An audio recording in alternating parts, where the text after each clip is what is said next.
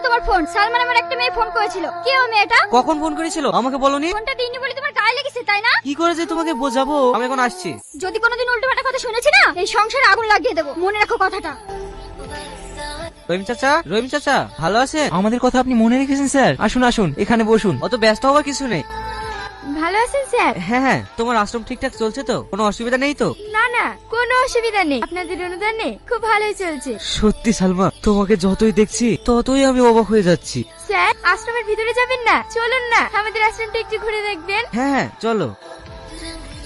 Hello, কি বলছেন? খুব এমার্জেন্সি, আমি এক্ষুনি আসছি। ঠিক আছে সালমা, অন্য একদিন এসে ভিতরটা ঘুরে যাব। আমি এখন আসি, ভালো থাকো। হ্যাঁ, এই তো আমি চলে এসেছি। এই তোমার আসার সময় হলো? আজকে দিনও তুমি তাড়াতাড়ি আসতে পারলে না।